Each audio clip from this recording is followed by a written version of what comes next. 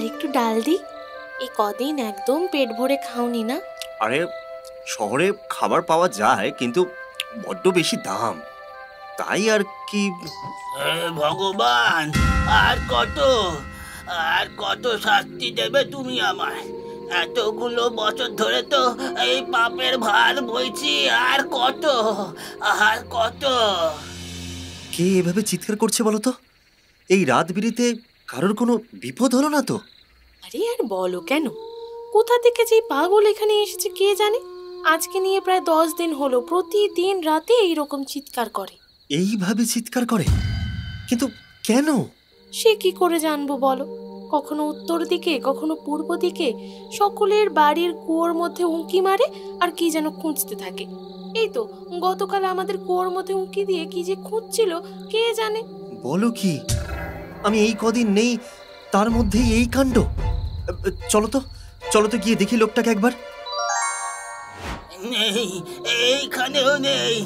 হে ভগবান, আর কত সহ্য করবো আমি? আর যে পারি না। জীবনটা যেন একটা বোঝা হয়ে গেছে, বোঝা হয়ে গেছে। শোনো শোনো, পাগলের কাণ্ড শোনো। কোনো দরকার নেই ওর কাছে যাবার। তাছাড়া গতকাল ওই পাড়ার লালটুকে কামড়ে দিয়েছে। না না না না বাবা। আরে আরে আরে, এত ভয় পাচ্ছ কেন? আমি আছি তো, চলোই না। কৃষ্ণার জারিজুরি মনোজের সামনে টিকল না। দুজনে মিলে বাড়ি থেকে বেরোলো।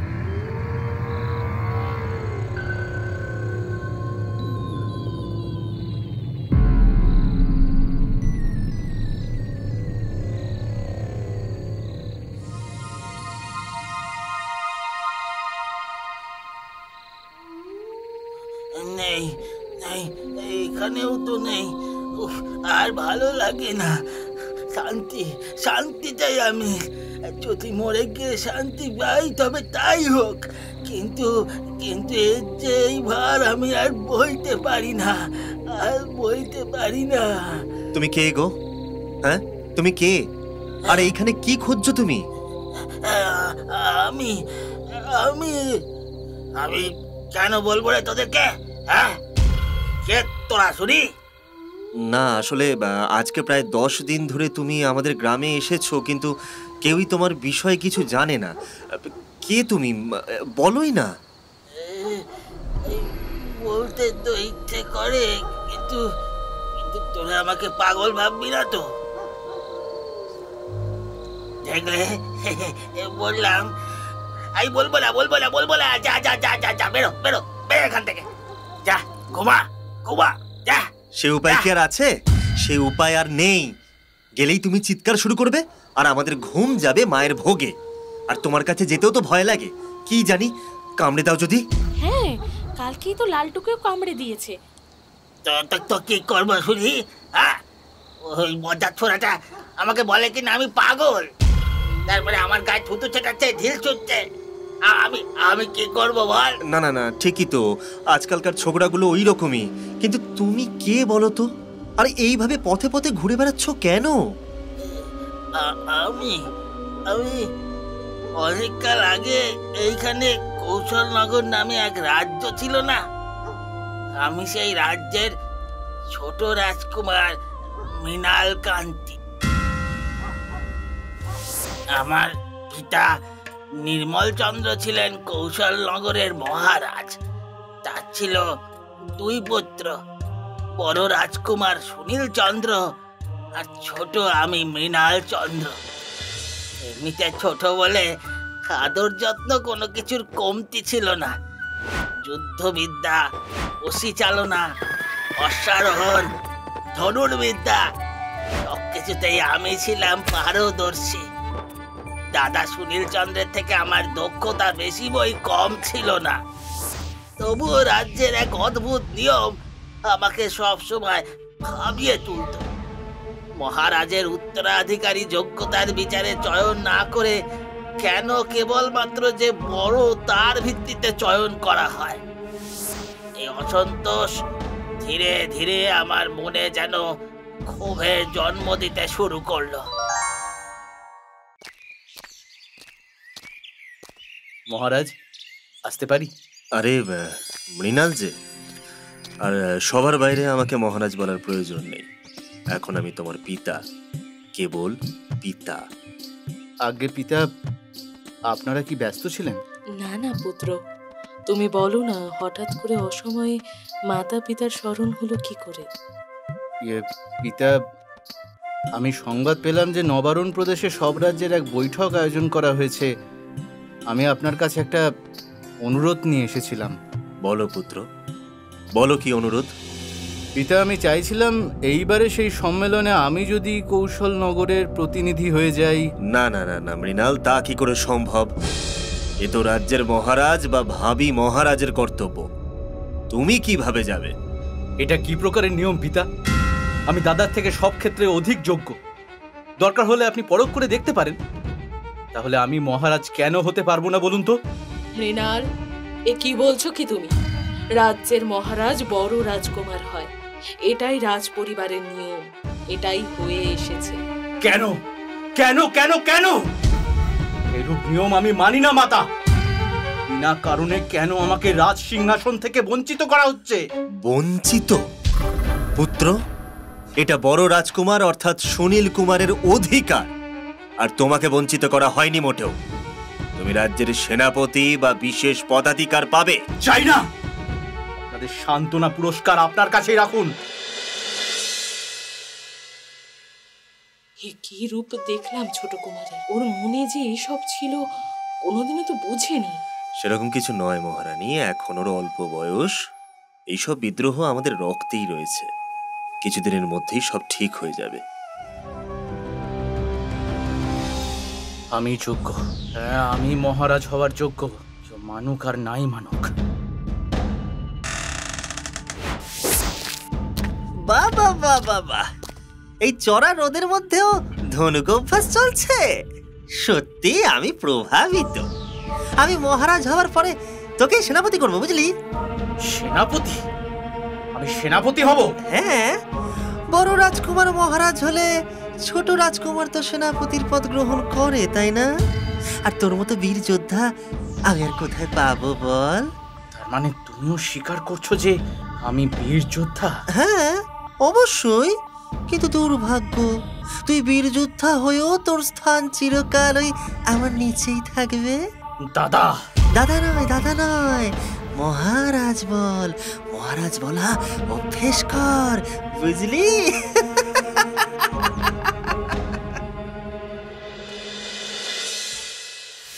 গ্রীষ্মের প্রখর তাপের দিন শেষে তখন বর্ষাকাল শুরু হলো। সেদিন মহারাজ রাজসভায় ছিলেন, সাথে আমরা দুই রাজকুমারও উপস্থিত ছিলাম। হঠাৎই এক সৈনিক উদ্ভ্রান্তের মতো ছুটতে ছুটতে উপস্থিত হলো আমাদের সামনে। মহারাজ সহ রাজসভার সকলে বিস্মিত হয়ে তাকালো। সৈনিক বলল, সর্বনাশ হয়ে গেছে মহারাজ, সর্বনাশ হয়ে গেছে। কি হয়েছে সৈনিক? মহারাজ ভীমপুর আমাদের রাজ্যে আক্রমণের ষড়যন্ত্র করেছে। হয়তো হয়তো আগামীকালের মধ্যেই ওরা আমাদের রাজ্যে পৌঁছে যাবে। কি বলছো কি? আমি তো ভেবেছিলাম দূত পাঠিয়ে ওদের সাথে আমাদের মিত্রতার সম্পর্ক স্থাপিত হয়েছে, কিন্তু ওদের মনে এই ছিল। মহারাজ, ভীমপুর অত্যন্ত শক্তিশালী রাজ্য, ওদের সৈন্য সংখ্যা প্রায় লক্ষাধিক। এই অবস্থায় আমরা কি করব? উপায় একটাই রয়েছে, শরণাপন্ন। কুন্তিনগর আমাদের মিত্র রাজ্য, আর তারা অত্যন্ত শক্তিশালী। শীঘ্রই আমাদেরকে তাদের কাছে শরণাপন্ন হতে হবে। হ্যাঁ মহারাজ, আপনি উচিত কথা বলেছেন। তাহলে এখন আমাদের কি করণীয়?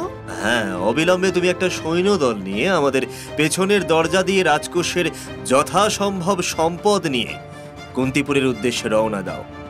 আগামীকালের আগে তোমরা সেখানে পৌঁছে যাবে। সমস্ত রাজকোষের সম্পদ নিয়ে?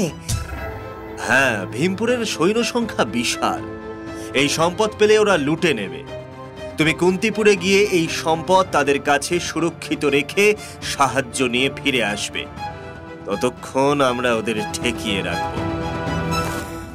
ক্ষমা করবেন মহারাজ, কিন্তু আমি আপনার এই সিদ্ধান্তের সাথে সহমত হতে পারলাম না। তার মানে তুমি কি বলতে চাইছো? কৌশলনগরের ভাবি মহারাজ পিছনের দরজা দিয়ে এইভাবে চোরের মতো পালাবে? এটা কি বড় রাজকুমার তথা দাদার অপমান নয় কি? কি রাজকুমার, ঠিক বললাম তো?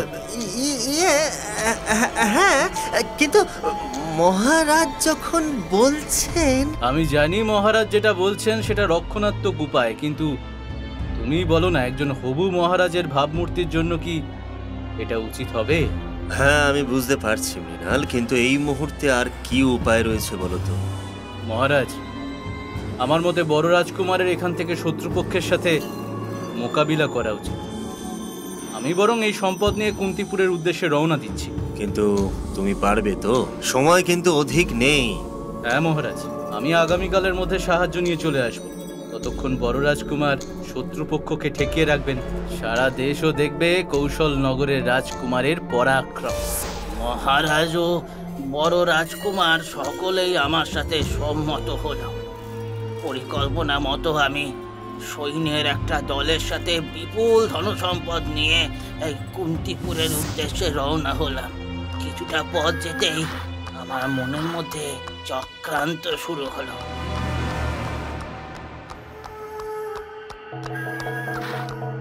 আমাকে যত শিগগিরই সম্ভব এই সৈন্যদলকে হত্যা করে সম্পদ নিয়ে পালাতে হবে। যদি আমরা একবার কুন্তিপুরে পৌঁছে যাই তাহলে আর কোনো মতেই আমার চক্রান্ত সফল হবে না। রাজকুমার, আমরা বিকেলের মধ্যে কুন্তিপুরে পৌঁছে যাব। তার আগে এই কুয়োর সামনে কি বিশ্রাম নিয়ে নেব? শুধু বিশ্রাম নয়, তোমাদের এবার চির বিশ্রামে পাঠাবো।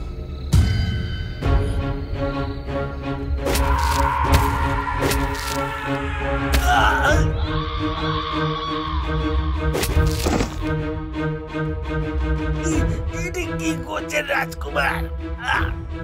সেটাই যেটা আমার অনেক আগে করা উচিত ছিল। শেষ করে দেব, সকলকে শেষ করে দেব। ভাবিনি এত সহজে কার্যসিদ্ধি হবে। ভালো হবে না, ভালো হবে না। আপনার উদ্দেশ্য কোনোদিন সফল হবে না। কি বললি? তোর এত সাহস? কাউকে আসতে দেব না, কাউকে আসতে দেব না আমার পথের মাঝে, কাউকে না। এতক্ষণে নিশ্চয়ই কৌশলনগর নিশ্চিহ্ন হতে চলেছে, কারণ আমি তো কুন্তিপুরে সাহায্যের জন্য যাবই না। সাথে মহারাজ ও বড় রাজকুমারেরও নিশ্চয়ই হত্যা করা হবে। আমি বরং এই সম্পদ কোথাও লুকিয়ে রেখে দিই। হ্যাঁ, তারপরে সুযোগ বুঝে সেটা তুলে ওই সকল ধনসম্পদ নিয়ে আমি অন্য রাজ্য স্থাপন করব, যেখানের মহারাজ হব আমি। এই আমি।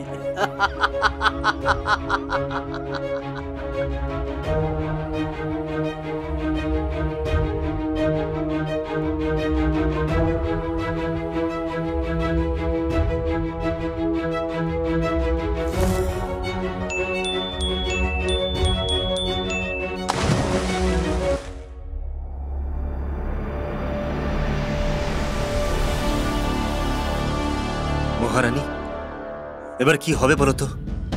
সুনীল যে যুদ্ধক্ষেত্রে গুরুতর আহত হয়েছে, কুন্তিপুর থেকে সাহায্য নিয়ে মৃণাল যে এখনো এলো না। আমিও কিছুই বুঝতে পারছি না মহারাজ। এবার আমরা কি করব? কোথায় সাহায্য চাইবো? আজকে 3 দিন পেরিয়ে গেল, এখনো কোনো সাহায্য এলো না। হয়তো হয়তো আর আসবেও না। শত্রুরা আমাদের দুর্গে আঘাত করছে। এইভাবে চললে আজকের রাতও যে পেরোবে না। ঈশ্বরে কি দিন দেখালে! মহারাজ, মহারাজ চলুন আমরা সুনীলকে নিয়ে পালিয়ে যাই। না না না, তা হয় না মহারানী। আমি মহারাজ, প্রজাদের বিপদে ফেলে আমি পালাতে পারবো না। তুমি তুমি বরং দাসীদের নিয়ে পালিয়ে যাও। না মহারাজ না, আমি আপনাকে ছেড়ে কোথাও যাব না, কোথাও না। তাহলে নিশ্চিত মৃত্যুর জন্য প্রতীক্ষা করা ছাড়া আর কোনো উপায় নেই। এইবারে কেটে গেল বেশ কয়েকদিন। ভীমপুরের আক্রমণে কৌশল নগরের মহারাজ সহ বড় রাজকুমার, মহারানী সকলকে হত্যা করে ফেলল। এদিকে আমি বেশ কিছুদিন এক সরাইখানায় গা ঢাকা দিয়েছিলাম, কিন্তু হঠাৎই ভীমপুরের সেনারা আমার খোঁজ পেতেই আমাকে বন্দি করে ফেললো। আমাকে ছেড়ে দাও, ছেড়ে দাও আমাকে। আমি কিচ্ছু করিনি আমি। তোর রাজ্যকে নিঃশেষ করে দেওয়া হয়েছে। মহারাজের আদেশে আমরা অনেক দিন ধরে তোকে খুঁজছিলাম, এত দিনে পেয়েছি। এই চল, নিয়ে চলে কে। ওরা আমার কোনো কথা শুনলে না, আমাকে নিয়ে কারাগারে বন্দি করে দিলে।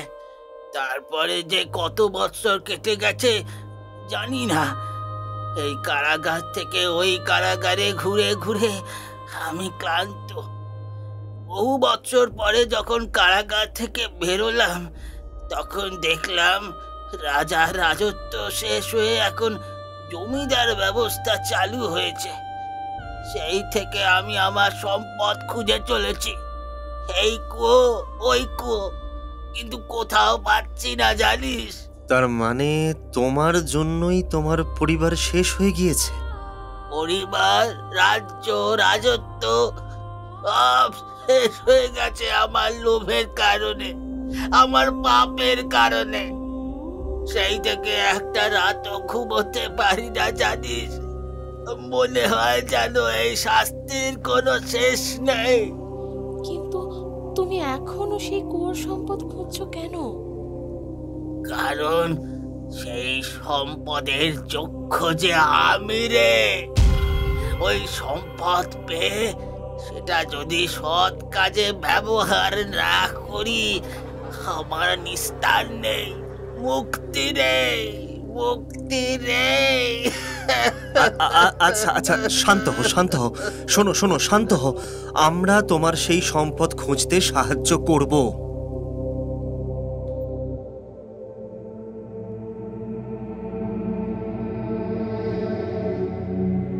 তুমিও যেমন সেদিন আবেগী হয়ে বলে দিলে, আর আজকে এত দিন ধরে বনে বাজারে করছি। আরে বাবা, সে কোন কালে কোথায় সম্পদ কোন কুয়োতে ফেলেছে সে পাওয়া কি সম্ভব? কৃষ্ণা, দেখি না। আর আমার কিন্তু দৃঢ় বিশ্বাস সেই সম্পদ এই জঙ্গলের কাছের কোনো কুয়োতেই রয়েছে। কারণ বাপ ঠাকুরদার মুখে শুনেছি এই অঞ্চল নাকি বহু পুরনো।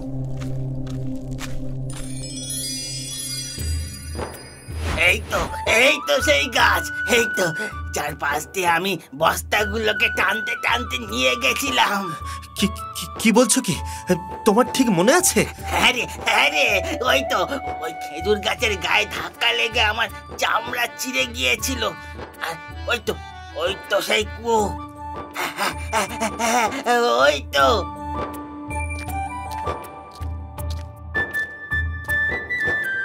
তোমার মনে আছে এটাই সেই কুয়ো? এটাই সেই কুয়ো। পাশাপাশি তাল আর কদম গাছ রয়েছে, আমার দিব্যি মনে আছে। দেখ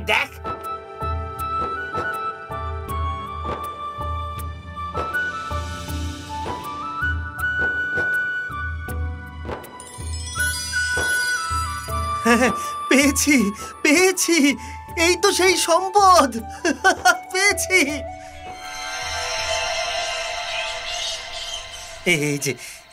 এই যে তোমার সেই সম্পদ। নাও, আমি কিন্তু নিজের কথা রাখলাম। সরিয়ে নে। ওই সম্পদ আমি স্পর্শ করব না, কখনো না।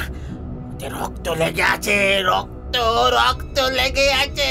আরে তুমি কি বলছো? কি তুমি এর জন্যই যে তুমি এত দিন ধরে ঘুরছিলে? কারণ ওই সম্পদ না পেলে যে যোগ্য হয়ে ঘুরতাম রে। কিন্তু এই সম্পদের জন্য আমার পরিবার, আমার রাজ্য সব শেষ করেছি আমি। ওই সম্পদ আমার চোখের সামনে থেকে নিয়ে যা তোরা, নিয়ে যা। কিন্তু তাহলে এই সম্পদ নিয়ে আমরা কি করব? এই সম্পদে নতুন হাসপাতাল করবি, গরিবদের জন্য খাওয়ার ব্যবস্থা করিস, যাতে ওই ধন সম্পদ কাজে লাগে সেই ব্যবস্থা করিস। কিন্তু এতে যে তোমার অধিকার রয়েছে। না, একবার সম্পদের লোভে আমি আমার সর্বস্ব খুইয়েছি। এবার আমি মুক্তি চাই, শান্তিতে মরতে চাই। তোরা তোরা এটা নিয়ে যা, আমি একটু শান্তি চাই, শান্তি।